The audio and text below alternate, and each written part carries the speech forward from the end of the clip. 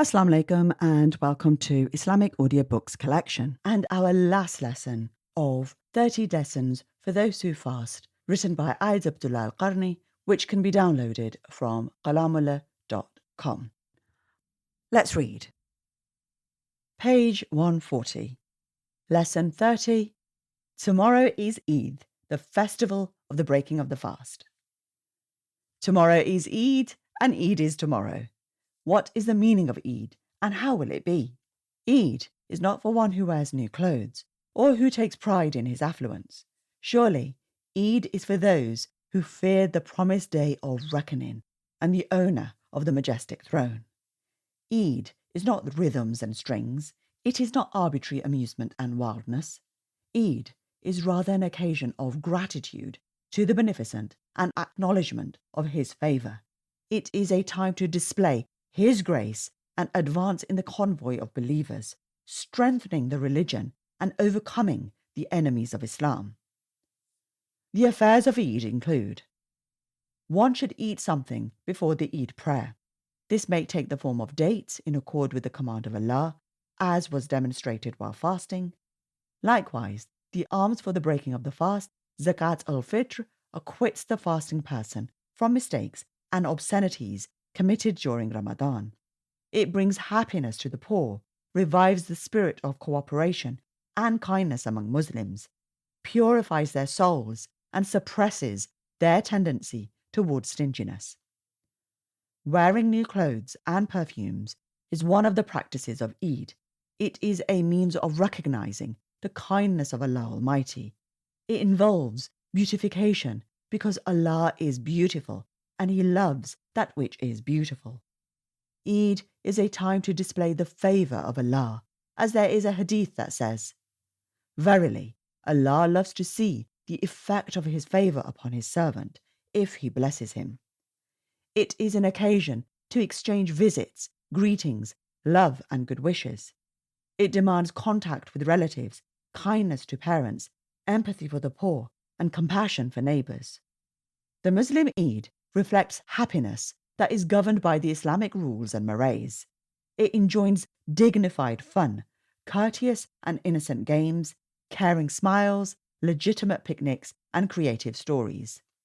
This is an occasion that evokes the images of the day of the Great Exhibition. Eid gathers thousands upon thousands of rich, poor, big, small, ruler, ruled, happy and sad. Eid is a day of rewards. Whoever fasted with faith and consciousness, grant him glad tidings of a great prize, a major success, and a huge reward. Whoever so sinned while fasting, was careless with the command of Allah, and transgressed his boundaries, he will regret it and feel deeply sorry, and what a great loss that would be.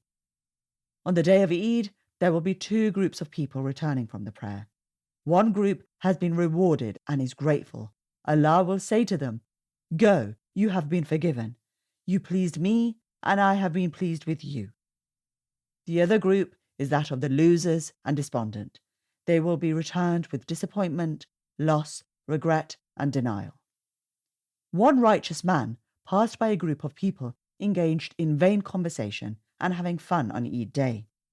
He said to them, "If you did well in Ramadan, this is not gratitude for goodness. And if you were wronged, this is not the way of one who has erred with the most merciful." Umar ibn Abdul Aziz saw some people hastening away from Arafah on their horses and camels at sunset.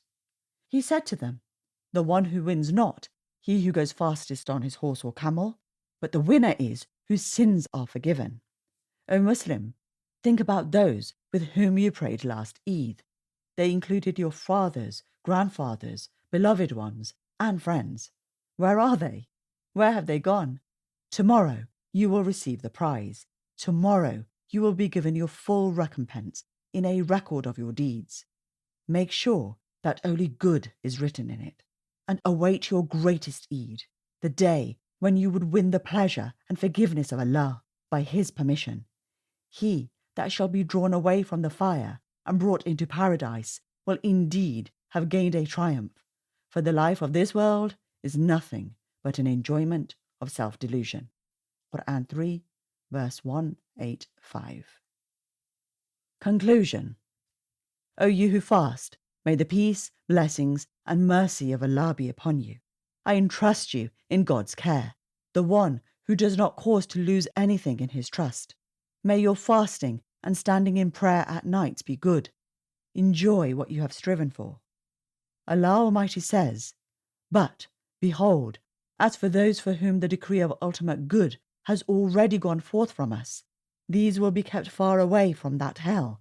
No sound thereof will they hear, and they will abide in all that their souls have ever desired.